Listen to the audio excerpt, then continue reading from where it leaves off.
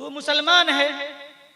अब सबसे पहले तू मुसलमान है ये कह दिया गया, और कहने के बाद हर बंदा फितरत इस्लाम के ऊपर पैदा होता है, लेकिन माहौल जैसा रहता है। हमारे उस्ताद मोहतरम और मुअज्जम हजरत मौलाना मुफ्ती सईद अहमद साहब पालनपुरी नव्वर अल्लाहु मरकदहू यूं फरमाया करते थे कि बच्चों की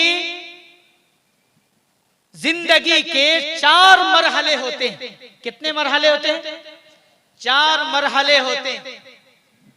दीनी बेदारी कॉन्फ्रेंस नाम रखा गया है, इसलिए ये बात जहन के अंदर अल्लाह डाल रहा है। 4 मरहले। एक मरहला शीर खारी का। एक मरहला क्या है? जोर से बोलो। शीर खार। शीर खारी का मरहला कहां से शुरू होता है? अरे बोलो ना। माँ के गोद से शुरू होता है। शीर खारी का मरहला माँ के गोद से शुरू होता है। मैं इस बात को कट करता हूं। शीर खारी का मरहला माँ के पेट से शुरू होता है। शीर खारी का मरहला कहां से शुरू होता है? माँ के पेट से शुरू होता है। फर्क इतना है कि पैदा होने के बाद दूध पीने की शक्ल अलग हो जाती है, और पैदा होने से पहले दूध की शक्ल अलग लगती है। लेकिन जब 4 महीने का हो जाता है तो रूह डाल दी जाती है, और नाफ के जरिए से वो खून की शक्ल में वो दूध के जरिए से उसकी परवरिश होती है। इसलिए आपने सुना होगा शीर खारी का मरहला हमारे शेख सईद साहब नव्वर अल्लाहु मरकदहू कहते हैं कि असल शीर खारी वहां है। उसकी दलील ये है कि आपने सुना भी होगा और पढ़ा भी होगा, और बाज और भी वाकयात ऐसे आए हैं कि उस्ताद ने कहा कि बेटा पढ़ो औज़ु बिल्लाहि मिनश शैतानिर रजीम, तो बच्चे ने औज़ु बिल्लाह भी पढ़ा और बिस्मिल्लाह भी पढ़ा और अल्हम्दुलिल्लाह भी पढ़ा और अलिफ लाम मीम भी पढ़ा और सयकूल भी पढ़ा और तिलकर रुसुल भी पढ़ा। और ऐसे वाक़ये भी हैं कि लन तनालू और वल मुहसनातु मिनन निसा भी पढ़ा। 5 सिपारे पढ़े। पता ही चला कि ये बच्चा कहां से पढ़ के आया है भाई। बात तो ये है कि सूरह बकरा पढ़ दिया। बहुत सारे लोग गौसे पाक रहमतुल्लाह अलैह के बारे में कहते हैं 18 सिपारा माँ के पेट से हिफ्ज करके आए। बहुत सारे वाकयात में 5 सिपारे भी मिलते हैं। ये कौन सा जमाना है? अरे बोलो, ये कौन सा? ये शीर खार का पहला मरहला। शीर खार वहां पे नाफ के जरिए से अल्लाह उसकी परवरिश कर रहा है। माँ के नाफ के साथ में बच्चे का नाफ है, और माँ के जिस्म का फुजूल खून और गंदा खून वो उसके जरिए से उसकी परवरिश हो रही है। उसके जरिए से उसकी परवरिश हो रही है। और माँ, उस्ताद ने पूछा कि 5 सिपारे कहां से याद किए? बोले मुझे कुछ मालूम नहीं। वालिदा कहती है कि जब तू पेट में था 5 सिपारों की मैं हाफिजा थी, और जो चलते फिरते उठते बैठते सोते जागते वो 5 सिपारों की तिलावत करती रहती थी। अल्लाह ने उन तिलावतों को ऐसा कबूल किया और उसकी आवाज को माँ के पेट तक ऐसा पहुंचाया कि पेट के अंदर के बच्चे को भी 5 सिपारा हिफ्ज मुकम्मल हो गया। माशाअल्लाह, सुभान अल्लाह। कुछ कहना चाहता हूं मैं आपसे, समझाना चाहता हूं मैं आपको। ये है शीर खार। इसलिए कहा कि हे मेरी मां साहिबा, तू जब अच्छी बनती है तो अच्छों को जन्म देती है, और प्यारे आका को भी तूने ही जन्म दिया, सिद्दीक़ अकबर को भी तूने ही जन्म दिया, उमर फारूक को भी तूने ही जन्म दिया, सारे अंबिया और सारे सहाबा और सारे अतकिया और सारे अस्फिया और सारे औलिया और सारे उलमा और सारे अकाबिरीन और सारे उलमाए उम्मत को किसने पैदा किया? एक माँ ने पैदा किया। वो मौलाना इलियास साहब रहमतुल्लाह अलैह की वालिदा कहा करती थी कि मैं अपने बच्चे के अंदर से सहाबा की खुशबू, यानी सहाबा की खुशबू सुनाई देती, मेरे बच्चे के अंदर से सहाबा की खुशबू आती है, सहाबा की खुशबू आती है। सारे औलिया के पीछे किसका हाथ? और आज तेरे हाथ में अंग्रेजों ने मोबाइल दे दिया। आज तेरे घर के अंदर अंग्रेजों ने टीवी और तमाम के तमाम चीजों को, यानी ये तमाम जदीद टेक्नोलॉजी के आलात को पैदा कर दिया। जब चाहे, जिस वक्त चाहे, जो चाहे, फहश से फहश और बुराई से बुराई और गंदगियों से भरी हुई तमाम चीजों को जिस वक्त जो चाहे तुम देख सकते। और उस चीज में इस उम्मत को डाल दिया जिस उम्मत को अल्लाह ने कुरान की नशर इशाअत के लिए पैदा किया था, जिस उम्मत को अल्लाह ने मकातिब को कायम करने के लिए, मदारिस के कयाम को चलाने के लिए और बड़े बड़े मदारिस को चलाने के लिए और उलमा और हुफ्फाज को पैदा करने के लिए जिस माँ को और जिस बाप को बनाया था, आज वो माँ बाप के गोद में इंसान नहीं बल्कि हैवानियत जन्म ले रही है। बुरा नहीं मानना, अभी चंद तलखियों के तरफ में आ रहा हूं।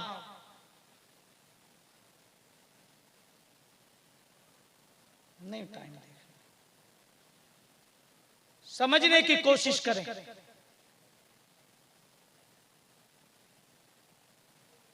उलमाए किराम आ गए हैं और ऐसा महसूस हो रहा है कि मेरी बात अभी शुरू नहीं हुई। जहां तक मेरी आवाज साथ दे रही है, सुबह से गले में खराश, और वहां तक इंशाअल्लाह मैं आपका साथ निभाऊंगा। इसलिए कि महसूस हो रहा है कि आप लोग बगौर समात फरमा रहे हैं। जी जी जी। हाँ, इसलिए कि अगर बगौर समात नहीं फरमाते और मुक्तदियों का जहन, मुक्तदी का जहन अगर भटक जाता है तो इमाम से सहव हो जाता है। बेशक सही बात, सही बात। लेकिन मैं बराबर चल रहा हूं, इसका मतलब आप मुझे सुन रहे हैं। अल्लाह आपको खूब जज़ाए खैर अता फरमाए। आमीन आमीन। बहरहाल, तो मैं ये कह रहा था कि आज वो माँ अपने पेट में बच्चे को रखकर मोबाइल और मोबाइल की गंदगियों से लुत्फ अंदोजी हासिल कर रही हैं, जिसकी बुनियाद पर बच्चा भी मोबाइल वाला पैदा होता है।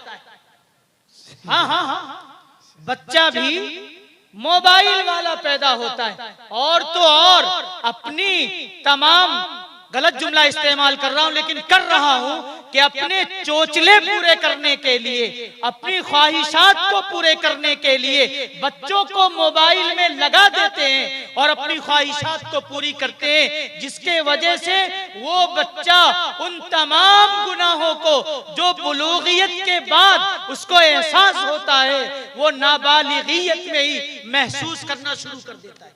क्या बात है हज़रत, सही बात, महसूस करना शुरू कर देता है। हम खुद उसके आदी बना रहे हैं अपनी औलाद को। और फिर मेरे पास एक आदमी रोता हुआ आया और कहने लगा कि मेरा बेटा मुझे बहुत मारता है और वो शराब पीकर आता है और अपनी माँ को भी मारता है और मुझे भी मारता है। इमाम साहब, आप चले मेरे साथ में। बहुत इसरार के बाद मैं गया। इमाम होता है। जब देखा उसने बिल्कुल नशे में था, लेकिन इमाम की वजह से खड़ा हो गया। इमाम साहब आइए। मैंने कहा तुम क्यों ऐसा कर रहे हो? उसने कहा कि आप मुझे ये बतलाएं कि शराब का सबक मुझे किसने पढ़ाया? शराब का सबक मुझे किसने पढ़ाया? जब माँ के गोद में मेरी आंख खुली तो मेरा बाप शराब पीकर आता था और मेरी माँ को मारता था।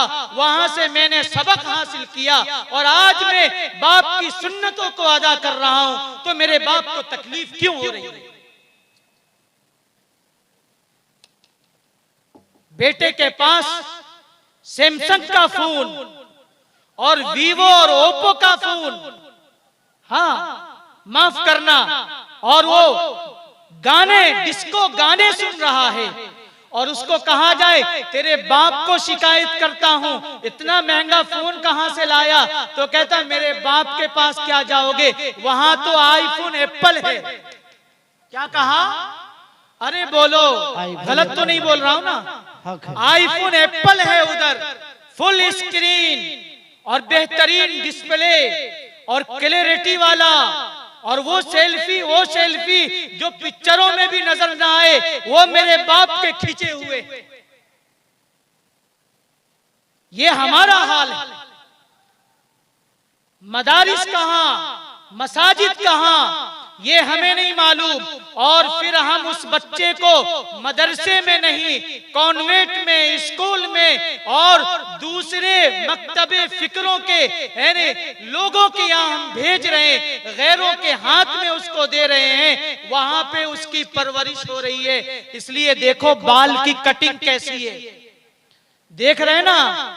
अरे बोलो, बाल की कटिंग देख लो, बाल देख लो, चाल देख लो, ढाल देख लो, जुबान के अल्फाज देख लो और चाल देख लो, और बड़ों से बात करने का तरीका, छोटों से बात करने का तरीका, माँ बाप से बात करने का तरीका, माँ बाप का इज्जत और एहतराम क्या है उस बच्चे के अंदर, ये आप खुद देख लो।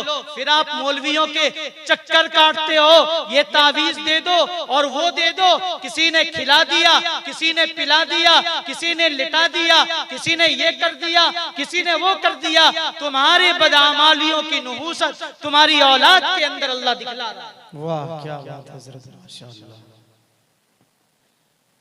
क्या है ये वो उम्मत है फ़अज़्ज़नल्लाहु बिल इस्लाम।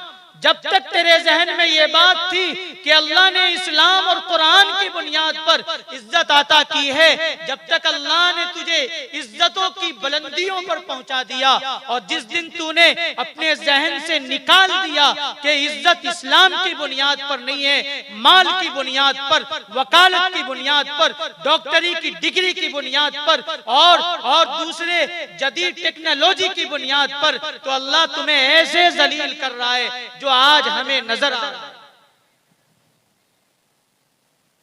आज हमें नजर आ रहा है। मेरे बुजुर्गों, अब बहुत ही मुख्तसर अंदाज में अपनी बात को समेटते हुए मैं इख्तिताम के तरफ लेकर जा रहा हूं कुरान के हवाले से, और कुरान के खुतूत उम्मत के नाम है। हजरत लुकमान अलैहिस्सलाम के खुत या खुतूत, ये बैठे हुए मजमे के नाम,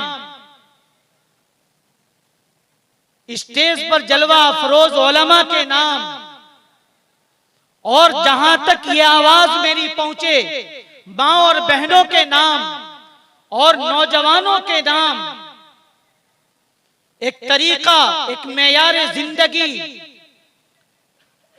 कि आज मदारिस है, मकातिब है और बड़े बड़े इदारे हैं, लेकिन तरबियत का निजाम नहीं, तालीम का निजाम है, इल्म सिखाने का निजाम है, हाफिज बनाने का निजाम है, आलिम बनाने का निजाम है, लेकिन तरबियत का निजाम नहीं।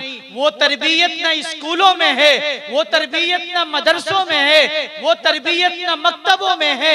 इसी वजह से आज लाखों की तादाद में हुफ्फाज फारिग हो रहे हैं और लाखों की तादाद में उलमा फारिग हो रहे हैं। अभी 2 दिन पहले खत्म बुखारी के महफिल में था और तकरीबन नहीं भी तो 70-80 बच्चों ने यानी वो बुखारी शरीफ मुकम्मल किया और हजरत अहमद खिजर कश्मीरी साहब दारुल से आए और उन्हें खत्म बुखारी कराई और आखिरी हदीस पढ़ी गई और सेहरा को सजा दिया गया और वो चले गए और बच्चे भी चले गए और मजलिस खत्म हो गई। उनकी तरबियत का कोई निजाम नहीं।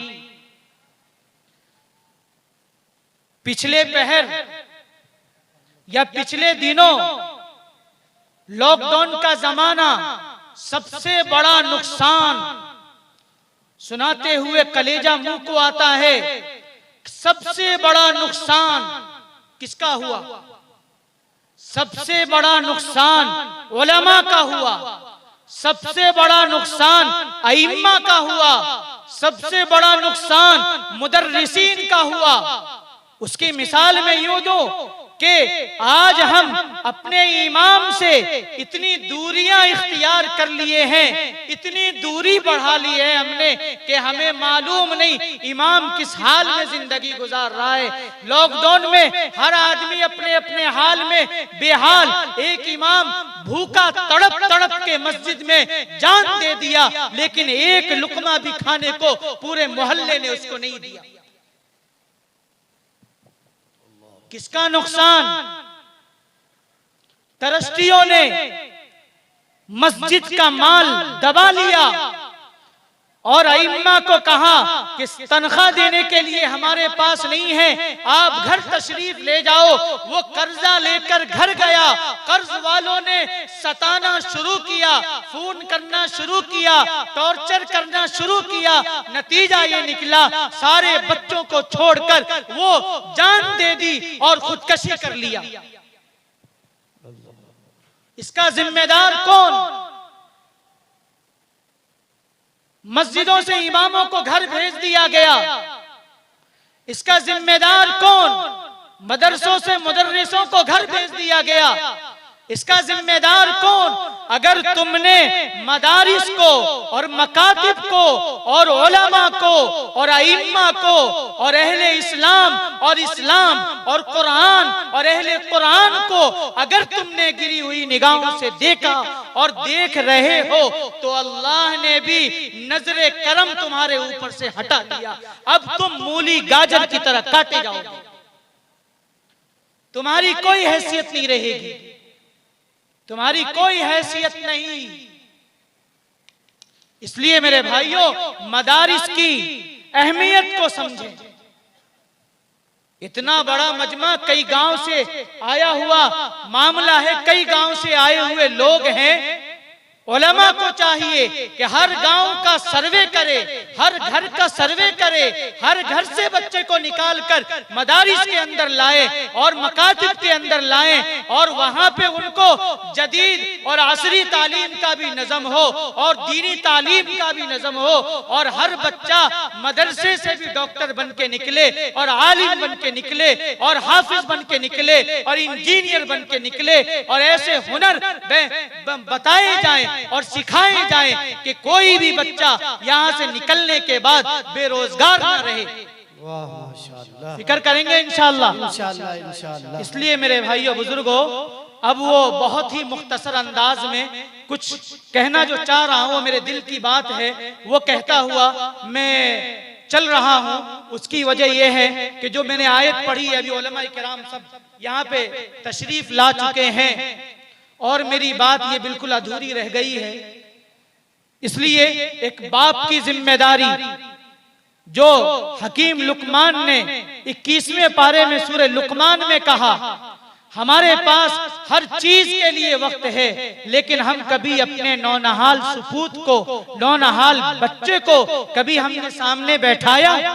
आज तक सीने पे हाथ रख के हर माँ और हर बाप इस बात को और इस बात का जवाब दे मुझे कि कभी अपने बच्चे को, हालांकि हजरत लुकमान कह रहे हैं अपने बच्चे को सामने बुलाकर और बैठाकर, या बुनैया ला तुशरिक बिल्लाह, ऐ मेरे बच्चे अल्लाह के साथ किसी को शरीक ना कहना, अल्लाह के साथ किसी को शरीक ना करना। इन्न शिर्क लज़ुल्मुन अज़ीम, शिर्क की कबाहत बयान की, शिर्क की गंदगियों से दूर किया और अकीदा तौहीद को बैठाया। आज हमारे पास वक्त नहीं है बच्चे के दिलों में अकीदा तौहीद को दाखिल करने के लिए, तो कम अज कम शीरखारी के आलम में ना सही, लेकिन बचपन और लड़कपन के आलम में अपने बच्चे को मकतब में भेजकर अकीदा तौहीद को तो दुरुस्त करवा लें। कम से कम उसको तो ये बतला दें कि तेरी अजान हो चुकी और इकामत हो चुका और तुझे तेरे कानों में अल्लाह की वहदानियत और रुबूबियत और लिल्लाहियत का कलमा दाखिल कर दिया गया है कि तू मुसलमान है। अगला जुमला है ववस्सैनल इंसान बिवालिदैहि एहसाना, वालिदैन के साथ हुस्न सुलूक करना। वालिदैन का कितना बड़ा मकाम है, ये स्कूलों में, कॉलेजों में, यूनिवर्सिटियों में और कॉन्वेंट में नहीं बतलाया जाता, आपको बतलाना पड़ेगा। फिर अगला जुमला है अनिश्कुर ली वली वालिदै, वालिदैन का भी फरमा बरदार बन जा और अल्लाह का भी फरमा बरदार बन जा। कहीं पे ये कहा लुकमान अलैहिस्सलाम ने, या बुनैया, ऐ मेरे बच्चे, या आपको बैठाकर ऐसी तरबियत करनी पड़ेगी, ऐ मेरे बच्चे, जी अब्बा जान, अकीमिस सलाह, नमाज को कायम करो, नमाज पढ़ो, वामुर बिल मारूफ वनहा अनिल मुनकर, ये एक मुस्तकिल मौजू है।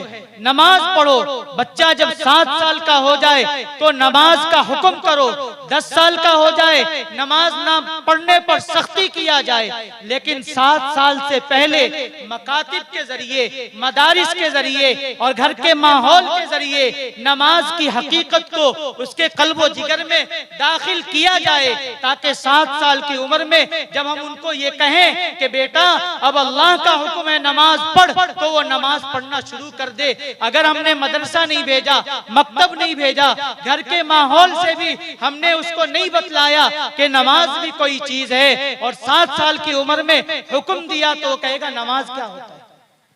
वामुर बिल मारूफ, या बुनैया वामुर बिल मारूफ वनहा अनिल मुनकर वस्बिर अला मा असाबक, के बड़े होने के बाद तेरी जिंदगी तक ही तेरा इल्म महदूद नहीं, बल्कि उस इल्म को दूसरों तक पहुंचाना, ये तेरी जिंदगी का सबसे बड़ा मकसद है।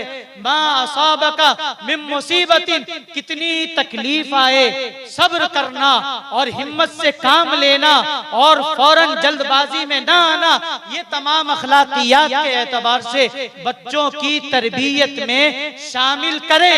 और हर माँ बाप अपने बच्चों को बैठाकर समझाने की और हर मकतब के असातिज़ा अपने बच्चों को हफ्ते में 1 दिन समझाने की कोशिश करें। अगली 2 आयतें अगली और है, वला तुसाइर खद्दक लिन्नास वला तमशी फिल अर्दी मराहा, ऐ मेरे बच्चे, किसी के साथ में कोई झगड़ा हो जाए तो लोगों के साथ झगड़े के अंदाज में पेश ना आना, बल्कि नर्म और नाजुक लहजे में उसके साथ में पेश आने की कोशिश करना। यानी वला तमशी फिल अर्दी मराहा, और जमीन के ऊपर अकड़ के तकब्बुर और घमंड के अंदर अपनी जिंदगी को न चलाना, ये अल्लाह को बहुत ज्यादा नापसंद है। आगे कहा वला तुसाइर वक्सिद फी मना वक्सिद फी मशहिक वगजुज मिन सौतिक, अपने चाल में नरमी, अपने ढाल में नरमी, अपने अंदाज में नरमी, अपनी आवाज में नरमी पैदा करो, जोर से न चिल्लाओ। है नहीं, इसलिए कि जोर से चिल्लाना ये गधों की अलामत है, ये साफ लफ्जों में कहा गया। लिहाजा अपने माँ बाप के सामने, अपने बड़ों के सामने खुलासा कलाम ये है कि बच्चों की तरबियत इस अंदाज से करनी चाहिए। मैं दुआ गो हूँ आप और ममनू और मशकूर हूँ आप तमाम हजरात हजरात का और खुसूसन नौजवानों का और खुसूसन हाफिज कमर साहब और हाफिज शाहिद साहब, अल्लाह इनको खूब जज़ाए खैर अता फरमाए और इनको महबूबियत और मकबूलियत से सरफराज फरमाए कि उन्होंने मौका दिया और उनके बदौलत या उनके जरिए से अल्लाह ने आपसे मुलाकात कराई। अल्लाह कहने की और सुनने की तौफीक, सुनने से ज्यादा अमल की दौलत से माला माल फरमाए। या हाफिज शाहिद साहब हमारे साथ में कुछ दिन बंबई में काम किए, हाफिज कमर साहब हमारे मुखलिसीन और हमारे मुहिब्बीन में से, और रोजाना मुलाकात होती है, आना जाना होता है, यानी बहुत अच्छे लोग हैं। वहाँ की भी शबो रोज की मेहनतें और यहाँ भी कल से लेकर अब तक देख रहा हूँ, अल्लाह इनकी मेहनतों को नजरे बद से बचाए और अल्लाह इनकी मेहनतों को हासिदों की हसद से और बुग़्ज़ रखने वालों की बुग़्ज़ से और कीना रखने वालों के कीना से और तमाम मुतअस्सिबों के तअस्सुब और तमाम शुरूर और फितन और तमाम के तमाम यानी गलत नजरिए के लोगों से अल्लाह इन दोनों की भी और इस बस्ती की भी और इस इदारे के भी और इस मस्जिदों मदरसे की और मकतबों की और इनकी फिक्रों की अल्लाह खूब तर अल्लाह हिफाजत फरमाए। और आप लोगों से गुजारिश ये है कि ये चमन अभी तक गुलशन में तब्दील हो जाना चाहिए था। ये चमन यूं ही रहेगा और हजारों बुलबुलें अपनी अपनी बोलियां सब बोलकर उड़ जाएंगी। तो आज मेरे सामने और उलमाए इज़ाम के सामने ये आवाम नास ये अज़्म करे कि इंशाअल्लाह अगले 1 सालों में इससे बड़ा मदरसा बनाएंगे और इससे ज्यादा बच्चों को हम रखेंगे और इनकी तालीम और तरबियत का यानी हम हद से ज्यादा ख्याल करेंगे और पूरी उम्मत की फिक्रों को इनके अंदर दाखिल करके उम्मत के चारों तरफ आलम इस्लाम के अंदर यहाँ के बच्चे जाकर अकाबिरीन की सुन्नत को, उलमा और सहाबा की सुन्नत को जिंदा करेंगे इंशाअल्लाह। अल्लाह अमल की दौलत से माला माल फरमाए।